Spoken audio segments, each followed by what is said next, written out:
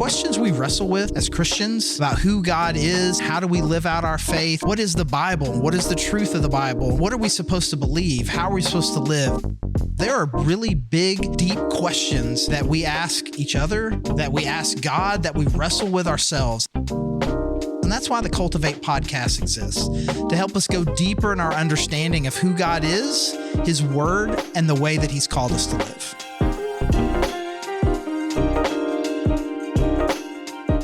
Welcome to the Cultivate podcast with the Grove Church. This is Charlie Loften, the lead pastor there, and we are here with Bagel Boone. I forgot you were going to do that. That was so exciting. I loved it. Bagel Boone, creative director at the Grove Church. I feel like we need like dun dun dun dun dun, dun, dun and then like lights and I really felt fog. more like radio voice than announcer voice, but they're close enough. Yeah. They're close Because some of the like Celtics, obviously my favorite, but their announcer, he like growls at these like Jason Tatum, and it's like this long drawn out term. Like that's gotta hurt your throat. Right. I know I'm not on the list at all, but if there were an open audition for there to be a new PA guy at Bud Walton, I mean, I think I could at least compete for it because I'd be like, okay, that dude can sound like the old guy. Yeah. Like, I mean, like, I think that is within range that people may not even. Yeah. Because I'm a voice mimic. Yeah. I'm a mimic. Those are opportunities that come up that's like, I don't care if you're a good candidate or not. You go. Well, no, they're not even going to be candidate. I mean, I know exactly who's going to get it. The guy who replaces, who subs in for him, he's going to get the job full time. Yeah. They already. But if it's open auditions, they're not going to have open auditions. But they're not going to have open. I have a friend that her mom was in college whenever Pat Summitt was still a coach, and she was like not athletic at all. But they were having open tryouts, and her dad was like, I know you hate sports, but you have to do this. Wow. So she went and did a whole day of open scrimmage, and she was like, I got killed. But I did play with Pat Summitt's court. And it's like, you just do those things. There you go. I did that once in college where I may surprise you that I was in the choir for a little bit. Yeah, it does surprise me. And college choir? Yeah. And then there was an open audition for like this really... in the Christmas thing that we did, there was a senior got to do this really start the whole program off with this solo, and that it was every year. It's the same song, same solo. And I knew I wasn't going to get it. So you went for it. I just auditioned just to do it, just to do something that would just push me out of my comfort zone a little bit. But so I'll do things like that. And you got it. No, goodness, no. No, I said I knew I wasn't going to get it. I didn't That's get it. That's fun though. I love that. You know, because it is very normal for me to only do things that I think I can be good at. Yeah. Yeah. So well, why did you do the choir? Like choir in high school? I was one thing. Not you in need high school, but like that's just like you need the credit. College. My girlfriend was in there. Okay, there it is. All right. So we are in the middle talking about the parables, and last one we talked about the two debtors. One guy owes a couple months' wage. Another guy owes a year and a half. Who's going to love the forgiver more? Mm-hmm. The guy who owes more. Mm-hmm. And it kind of bridges in a little bit pretty nicely to this parable, which is called the parable of the Pharisee and the tax collector. Very similar themes and kind of where we ended up. We think, okay, if the Pharisee was paying attention, then he heard this and realized this and realized this, and then you end up here. Mm-hmm. Now we've got one of the things that we ended up talking about, I think is something that Jesus is very explicitly going to talk about here. And again, one of the most important things to think about in a parable is who specifically is Jesus talking to? Mm-hmm. Because now you're like, okay, well, if he's talking to his disciples, then probably the main character in there is, it's going to be someone that the disciples are supposed to identify with, or the Pharisees. And again, another one where we don't have to speculate at all. It is in the very middle of Jesus is very explicit about why the Bible is very explicit about why Jesus is talking about this. We are now in Luke 18, verse 9. To some who were confident of their own righteousness and looked down on everyone else, Jesus told this parable. That's super specific. That is very specific. Okay. So we're probably in the category of, your typical Pharisees. It's interesting that he didn't just say Pharisees and people like them, but just in general. And no, it's not just the Pharisees, but their boys too, and anybody who's like just. So it's like, I wonder who Jesus is talking to. Well, it's to some who were confident of their own righteousness and look down on everybody. That is such an overly specific description. It's like, okay, you didn't have to say all that, but all right. At me next time, bro. Yeah, exactly. That is 100% the vibe that it is. 2 men went up to the temple to pray, one a Pharisee and the other a tax collector. The Pharisee stood by himself and prayed, God, I thank you that I am not like other people, robbers, evildoers, adulterers, or even like this tax collector. I fast twice a week and I give 1/10 of all I get. But the tax collector stood at a distance. He would not even look up to heaven, but beat his breast and said, God, have mercy on me, a sinner. I tell you that this man, rather than the other, went home justified before God. For all those who exalt themselves will be humbled, and those who humble themselves will be exalted. He beat his chest. Yeah, I got this microphone. Ah, okay. What did you imagine?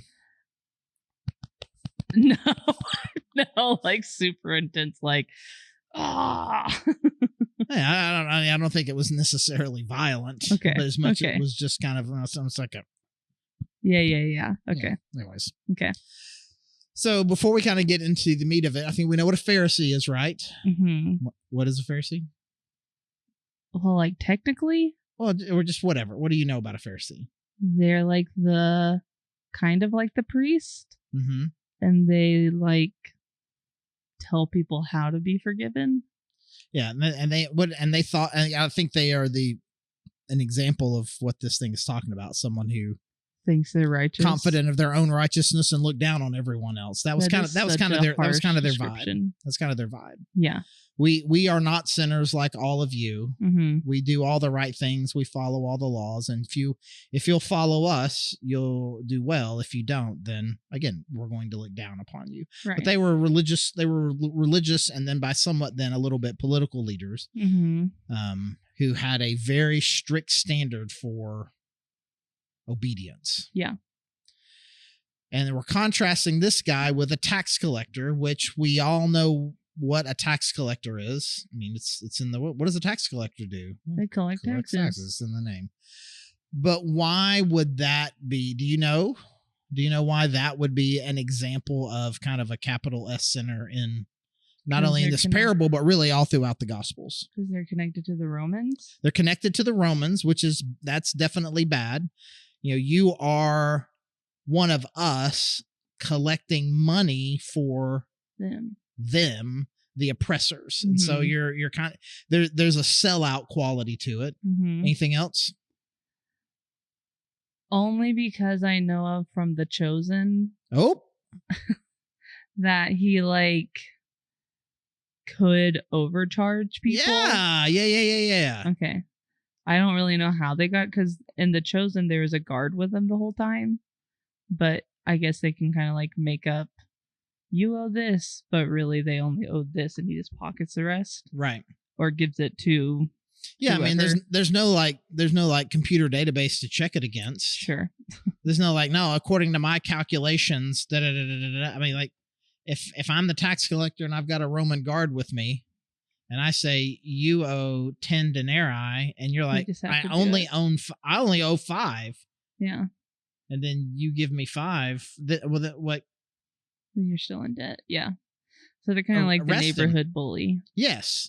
They had the ability, and the Romans could not have cared less that I'm stealing from you and pocketing the rest. As long as they get the 5 that they're owed, they don't care that you actually took 10 and kept 5 for yourself. Yeah. In fact, that means I've got an effective person, tax collector. Yeah. He is getting all of it and more. Good for him. And so they were sellouts and thieves. Yeah. And so it's always been, it's curious when you're hearing the Pharisees or whatever talk about, it's like, and prostitutes and tax collectors. Right. But it kind of be like... Seems like not on the same level, but to them it would have been. This is not maybe the Pharisees' view, but it's like, you don't want to hang out with the hall monitor because they're lame. Like, don't hang out with the person that's going to get you in trouble. Who's the hall monitor in this situation? The tax collector. Okay, well, I feel like really the Pharisee would be more Pharisees so like really that. kind of more the the people that put parking tickets on your car at the U of A. It's like, I just objectively am not going to like you. Oh, I mean, Harry Potter? Yeah. Read the books? Of course. Yes. The Inquisitorial Squad. Yes. That's like, you're just like bad news bears. So I just don't really like you. But it's not because they are like the Inquisitorial Squad. It wasn't that they were they were rule enforcers. That's the prefects. Yeah. Percy Weasley was a tough hang. He was a tough hang. But that's not what this is. Right. The Inquisitorial Squad is we are enforcing unjust laws for an unjust regime. And then in some cases, and just to punish people I don't like and to make myself feel better. And parking tickets are unjust on the U of A campus, in my opinion. Well, again, in this situation, it would be, and they charge, it would only be a $50 fine. I'm gonna make it $100. But I'm gonna put $100 on there. And then when you pay it, they split the 50 amongst themselves and send the other 50 to the U of A. And so it is even worse then, if you can imagine it, than someone who enforces the parking at the U of A. I chased one of them because I could see that they were coming towards my car. And I was like, all right, it's time to run. And I'm just going to get out of here before they get the ticket on my car. I once, the system has changed a lot over the 15 years I've been here. I parked and then I had to go to a kiosk. Yes. And so in the time between I walked from my car to the kiosk, they put a ticket on my car. It's like, oh my gosh. And so then I went and I paid and I came out. I had my little thing and I get out of my car and there's a ticket on there and I looked and it was like $2.15 is when they put it on there, and it was like $2.16 is when I got. I was like, "Oh, this is great, guys." It is. And then to go to where you need to go to fight it, you probably get a ticket while you're fighting it. There were parking meters. Yes, I know. So I got to find a dime somewhere in my car. And who has change? Well, this was 12, 13 years ago, so it was a little more likely. But anyways. Pharisee and the tax collector. Do you think there are people who are like, when something like this happens in the podcast, they're like skip. Yeah, like I can imagine that. But are there people that are like, this is why I listen to this podcast? Oh, I hope so. I know people that are equally annoyed at the parking people. So, but just like our stupid banner. I mean, all of a sudden, Percy Weasley and the Inquisitorial Squad comes up and like, this is why I listen to them and not. Some highfalutin podcast over here. I could be listening to Tim Keller. Yeah. But instead, I'm listening to this nonsense. All right. So the Pharisee goes up and prays. And this is his prayer. I thank you. I'm not like other people, robbers, evildoers, adulterers, or even like this tax collector. I fast twice a week and give 1/10 of all I get. That is like the most arrogant prayer that's ever been prayed. Like, who are you talking to at that point? Yeah. Like who? I mean, he's praying to God, right? Is he? I mean, like, or kind of like praising himself, though. Like does God know? Like all those things are true, right? I mean, but if they're true, like, but God already knows, right? Hey, God, I did great on my test today. I'm great. Like why? Like he does. I would imagine like this is he's speaking to the people around him. Right. And so when you kind of contrast it with, but the tax collector stood at a distance, like I just imagine him walking into a large group of people who are praying and standing in the middle of them going, God, louder. I'm glad I'm better than all these people. I do all these things they don't do. I'm so glad I'm not like them. Amen. I imagine like one, it would be for other people's benefit to hear it. But then also how insanely arrogant would you have to be that somebody standing next to you would be like, he fasts twice a week. Wow. Like, Do you think they would be like people that? like, I can't imagine that they would be, that people like are they'd wanna impressed by that. punch Like, him. now we're in the hall monitor situation. Yes. Yeah. Did you know the principal lets me get candy from his desk? Like, get out of here with your nonsense.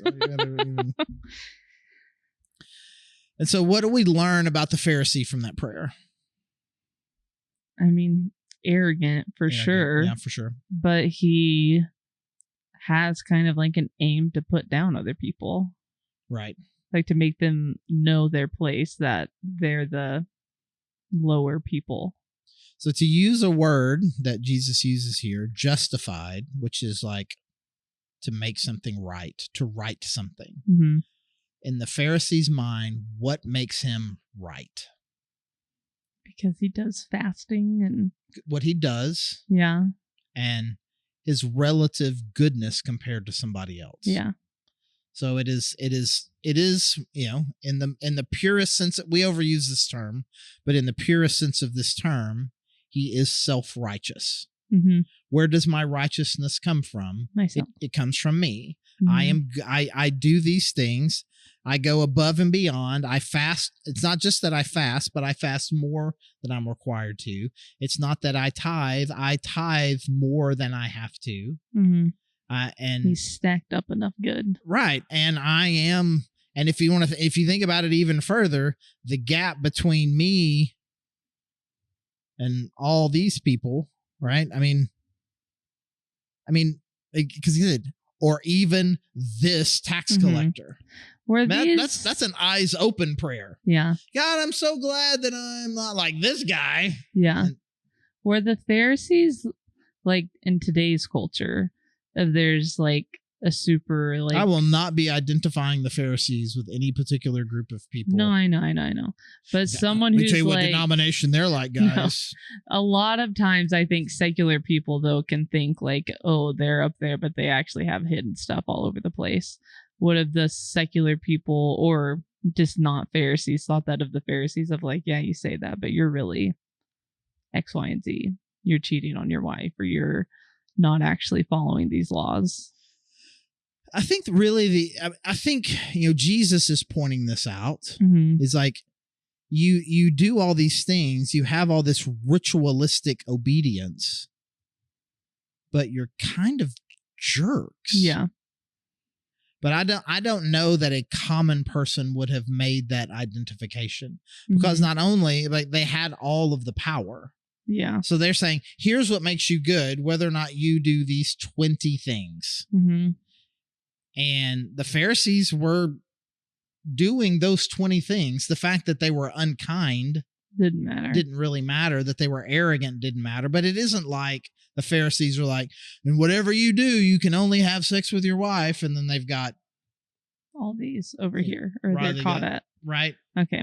I mean, I'm sure in a sample size, you could find a few. You could find some, okay. But that was not like their reputation. Their reputation wasn't for being hypocrites in the sense that they told the people to do these 20 things, but they weren't doing them. Jesus' description of them is, you're telling people to do these things, but you are ignoring deeper, weightier things like kindness. Mm-hmm. Okay. And humility. Yeah. And so you've got the person that would have been considered, in the culture to be, quote, the good guy, who comes up there and has this braggadocious, arrogant prayer. And then you've got the bad guy comes up and says, he wouldn't even look up to heaven, beating his breast like an angry gorilla. That's not what it says. Not what it says. Okay. I don't remember that. Yeah, I don't remember that part. And God said, God, have mercy on me, a sinner. Mm-hmm. And so, as with a lot of Jesus parables, there's kind of like a switcheroo. The bad guys, who you think is the bad guy is actually the good guy, and who you think is the good guy is actually the bad guy. And so I think at this point, we see so many of these things that becomes natural for us. But again, that is the shocking nature of the parable. Mm-hmm. The Pharisee should have the good prayer, and the tax collector gets up there to pray and is like, I don't even know why I'm here. I'm rich and all these people are idiots. Amen. That's what you would expect. And then the Pharisee being like, God, I am just so thankful that you have shown your word to me and that you have laid out the path for me and that I have the privilege of being able to follow it and you. And thank you for what you are doing for our people, and pray that you would restore us. I mean, like that. That's what you're supposed to. The Pharisee knows how to pray and is a good person. The tax collector probably doesn't know how to pray and is a terrible person. And so that's the immediate kind of of that, of just kind of that flip flop. Again, kind of like we were talking about last episode. These are not for us now. There's not some shocking twist for us. Of course, we after 2,000 years. We find ways. We know that the Pharisees are the bad guys. Yes. It's not shocking to us that Jesus would tell a parable and the Pharisee is the villain in it. It's not a shocking villain. Was it shocking that a tax collector would be praying? Yeah. It was, okay. Yeah, I mean, why I mean, he is a sellout and a thief. Why would a thief go pray? As in, like, why would they think they have hope? Yeah, I mean, why would they even care? If they cared what God thought, they wouldn't be a thief. Doing that, yeah. Okay. And so then Jesus says, I tell you I tell you that this man, rather than the other, went home justified before God. And so if the purpose of a prayer is, at least on some level, of kind of righting a relationship with God, the one who righted his relationship with God, who was justified, is the sinner. The bad guy gets it better than the good guy does, because the good guy is leaning on himself and the bad guy has recognition of his need for mercy. Yeah, recognition of he's needing to depend on God. And the reality of it is, and because what we talked about at the very end of last episode, is from our perspective, we're kind of like, oh yeah, okay, this helps us. Like we all need God. And so there is a subversive nature to what Jesus is saying there, because the implication is the Pharisee needs to be justified. But he's thinking he's already justified. And so when Jesus says, who went home justified, you would think the answer would be the first guy, because he's doing everything right. But he went home not right with God. Yeah. He went home right with himself, I guess. Right, because he does not understand, because what Jesus says, for all those who exalt themselves will be humbled, and those who humble themselves will be exalted. If you believe that you are good enough on your own, you will be humbled. But if you humble yourself to recognize that I am not good enough, you will be exalted. Then God will lift that up. Which this, again, kind of like I said last episode, feels like it would be poking and like creating cracks in their idea of what the law was capable of doing. Right. Not just God's character, like not as much of a Christology type statement, but poking holes in the system that they thought was sufficient. Yeah, so last week's episode is more of a Christology episode. This is more soteriology, the nature of salvation. Yeah. What makes you right with God? Is it doing a certain set of good works and your relative goodness compared to somebody else? Which is something that people think about all the time. Well, I do good things and I'm not as bad as those people, therefore I'm good with God. Right. That's I mean, they may have invented it, but that's not some outdated idea. It's something that people think, but actually you find yourself made right with God, not based on what you do, but on your humility before him and your recognition of your gaps, which the things that you've done wrong. We, like we say almost every episode, are in we know what the crucifixion was. We know all of those things, but humility is not what saved you, but it's the fact that someone who is actually capable of justifying did everything. Right. Pointing out the insufficient, maybe it's not right to call the law insufficient, but insufficient nature of the law that it wasn't able to. You needed to humble yourself before God, regardless of how much you think you have on your own plate that you could offer. Yeah, the way that Paul described it is, and then Peter did too, but obviously Paul is the one who brought the most clarification to this when he said, that essentially the law was meant to be a guide and like a tutor, like a pointer, like a steward that's like, I'm going to put this out here and it is going to show you that it is in fact impossible to please God based on living a perfect obedient life. And so put all this out here. Okay, you want to be right before God. All you have to do is this all the time. And it is impossible. And it was supposed to make you go, well, if this is the case, then I can only rely on need God. I can really only rely on God's mercy. Yeah.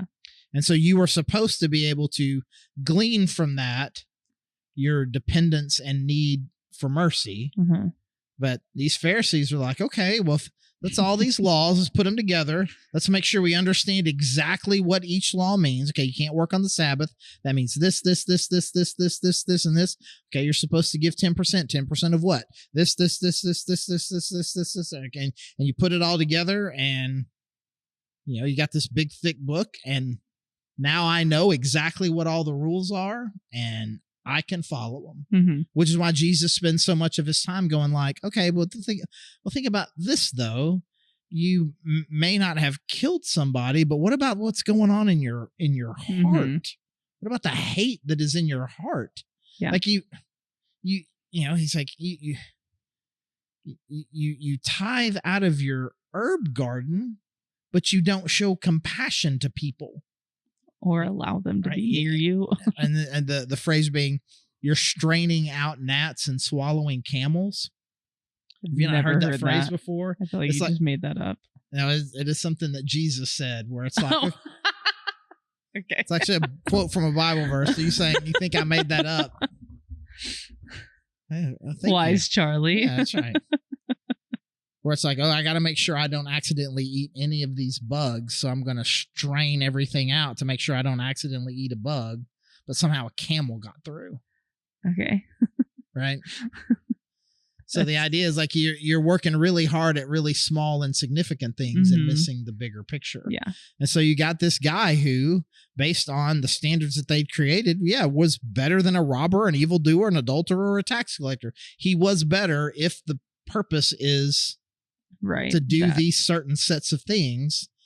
But if the purpose is to recognize the gap between you and God and your need for humility and your need for God's grace, then we've actually completely inverted it. Right. The tax collector is way closer to this than you are.